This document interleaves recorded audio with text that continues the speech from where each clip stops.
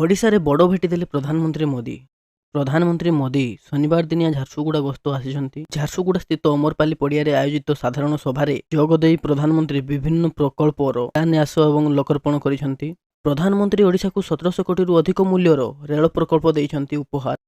60,000 କୋଟିରୁ ଅଧିକ ମୂଲ୍ୟର ବିକାଶମୂଳକ କାର୍ଯ୍ୟର ଉଦ୍ଘାଟନ କରିଛନ୍ତି। ସାରା ଦେଶରେ 97,500ରୁ ଅଧିକ ଟେଲିକମ୍ ଟାୱାର କାର୍ଯ୍ୟକ୍ଷମ। ବ୍ରହ୍ମପୁର ଏବଂ ସୁରାଟ ମଧ୍ୟରେ ଅମୃତ ଭାରତ ଏକ୍ସପ୍ରେସ୍ ଶୁଭାରମ୍ଭ କରିଛନ୍ତି। ଭିଡ଼ିଓ କନଫରେନ୍ସ ଜରିଆରେ ସମ୍ବଲପୁର ସିଟି ଏବଂ ସୋରଲା ମଧ୍ୟରେ ରେଳ ଫ୍ଲାଏଓଭର ପାଇଁ ଭିତ୍ତିପ୍ରସ୍ତର ସ୍ଥାପନ କରାଯାଇଛି। କୋରାପୁଟ ବାଇଗୁଡ଼ା ରେଳ ଲାଇନ୍ ଏବଂ ମାନବାର କୋରାପୁଟ ରେଳ ଲାଇନ୍ର ଦୋହରୀକରଣକୁ ଲୋକାର୍ପଣ କରିଛନ୍ତି। ରାଜ୍ୟ ସରକାରଙ୍କ ବିଶ୍ୱସ୍ତରୀୟ ଦକ୍ଷତା ବିକାଶ ପ୍ରକଳ୍ପକୁ ଶୁଭାରମ୍ଭ କରିଛନ୍ତି।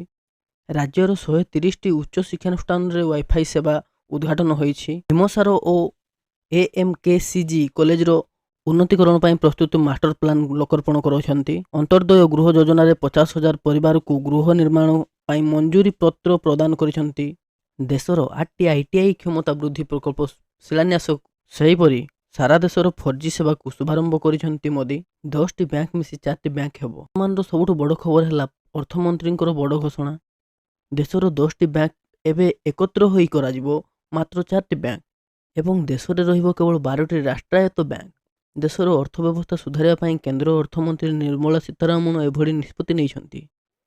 ଦେଶର ଆର୍ଥିକ ଅଭିବୃଦ୍ଧି ବର୍ତ୍ତମାନ 5% ହ୍ରାସ ପାଇଛି। ପାଇଁ ଅର୍ଥମନ୍ତ୍ରୀ ଏଭଳି ନିଷ୍ପତ୍ତି ନେଇଛନ୍ତି ଓ କହିଛନ୍ତି ଏହାଦ୍ୱାରା ଅର୍ଥନୈତିକ ଠକେଇ ମଧ୍ୟ ରୋକାଯାଇପାରିବ।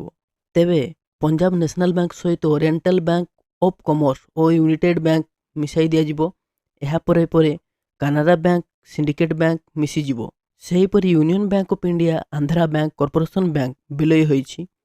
ଏହା ଦେଶର ପଞ୍ଚମ ବଡ଼ ବ୍ୟାଙ୍କ ସମୂହ ହୋଇଥିବା ବେଳେ ଏହାର କାରବାର 14.6 ଲକ୍ଷ କୋଟି ଟଙ୍କାର ହୋଇଛି। ଆମେରିକାକୁ ରାହୁଲ ଗାନ୍ଧୀ ଗଲେ କେତେବେଳେ? ଭାରତକୁ ଘାରିଛି ଆମେରିକା ଟାରିଫ ଭୟ। ଗୋଟିଏ ପରେ ଗୋଟିଏ ସାମଗ୍ରୀ ଉପରେ ଇଚ୍ଛା ମୁତାବକ ଆମେରିକା ରାଷ୍ଟ୍ରପତି ଟିକସ ଲଗାଉଛି। ମେଡିସିନ ଉପରେ ମଧ୍ୟ 100% ଶୁଳ୍କ ଲଗାଇଛନ୍ତି। ଏହାକୁ ନେଇ ସାରା ଦେଶରେ ଟେନସନ୍ ବଢ଼ୁଥିବା ବେଳେ କଂଗ୍ରେସ ନେତା ରାହୁଲ ଗାନ୍ଧୀ ଏହାର ସମାଧାନ ବାଟ କାଢ଼ି ପାରନ୍ତି ବୋଲି ଜଣାପଡ଼ିଛି। ପାଇଁ ସେ 4ଟି ଦେଶ ଗସ୍ତ କରିଛନ୍ତି। ବିରୋଧୀ ଦଳ ନେତା ରାହୁଲ ଗାନ୍ଧୀ 4 ଦେଶ ଯାତ୍ରା ଆରମ୍ଭ କରିଛନ୍ତି। ଦକ୍ଷିଣ ଆମେରିକା 4ଟି ଗୁରୁତ୍ୱପୂର୍ଣ୍ଣ ଦେଶକୁ ଯାଏ ସେଠାରେ ଅନେକ ନେତାଙ୍କୁ ସୁସାକ୍ଷାତ କରିବେ। ଯଦିଓ ରାହୁଲ ଗାନ୍ଧୀ ଏନେଇ କିଛି ସୂଚନା ଦେଇନାହାନ୍ତି, ମାତ୍ର ବିଶେଷ ସୂତ୍ରରୁ ଏ ବାବଦରେ ଖବର ମିଳିସାରିଛି। ମାତ୍ର ସେ କେତେଦିନ ସେଠାରେ ରହିବେ ସେ ବାବଦରେ କିଛି ସ୍ପଷ୍ଟ ଖବର ମିଳିନାହିଁ। DA ବଢ଼ାଇଲେ ମୋହନ ସରକାର। ବଡ଼ ଘୋଷଣା କଲେ ରାଜ୍ୟ ସରକାର। ରାଜ୍ୟର ସରକାରୀ କ୍ଷେତ୍ରରେ ଉପକ୍ରମର କର୍ମଚାରୀମାନଙ୍କୁ ଆର୍ଥିକ ଆଶ୍ୱସ୍ତି ପ୍ରଦାନ କରିବା ଲକ୍ଷ୍ୟରେ ଓଡ଼ିଶା ସରକାର ଏକ ବଡ଼ ଘୋଷଣା କରିଛନ୍ତି। ଦୀପାବଳି ପୂର୍ବରୁ ମୁଖ୍ୟମନ୍ତ୍ରୀ ମୋହନ ଚରଣ ମାଝୀ କର୍ମଚାରୀମାନଙ୍କ ପାଇଁ ମହଙ୍ଗା ଭତ୍ତା DAରେ 2% ବୃଦ୍ଧି ଅନୁମୋଦନ କରିଛନ୍ତି। ଏହି ସଦ୍ୟତମ ବୃଦ୍ଧି ଜାନୁଆରୀ 1, 2025ରୁ ଲାଗୁ ହେବ, ଯାହା ଓଡ଼ିଶା କର୍ମଚାରୀମାନଙ୍କୁ ପାଉଥିବା ମୋଟ ମହଙ୍ଗା ଭତ୍ତା DA 53%, 55%କୁ ବୃଦ୍ଧି ପାଇବ। ରାଜ୍ୟ ସରକାରଙ୍କ ଏହି ନିଷ୍ପତ୍ତି ଦ୍ୱାରା PSUରେ ନିୟୋଜିତ ଥିବା ପ୍ରାୟ 8.5 ଲକ୍ଷ ରାଜ୍ୟ ସରକାରୀ ଏତିକି ସୁନାରେ ତିଆରି ହୋଇଛି ଏସିଆ କପ୍ ଟ୍ରଫି। ଗୁରୁବାର ରାତିରେ ଏସିଆ କପ୍ 2025 ସେମିଫାଇନାଲ ପାକିସ୍ତାନକୁ ବାଂଲାଦେଶର ପରାସ୍ତ କରି ଫାଇନାଲରେ ପ୍ରବେଶ କରିଛି। ଏହା ସହିତ କ୍ରିକେଟ ପ୍ରେମୀମାନଙ୍କ ପାଇଁ ସବୁଠୁ ବଡ଼ ଅପେକ୍ଷାର ଅନ୍ତ ହେବାକୁ ଯାଉଛି, କାରଣ ଫାଇନାଲ ଏବେ ଭାରତ ଏବଂ ପାକିସ୍ତାନ ମଧ୍ୟରେ ଖେଳାଯିବ। ଟ୍ରଫି ତିଆରିରେ ପ୍ରାୟ 400 ଘଣ୍ଟା ସମୟ ଲାଗିଥିଲା।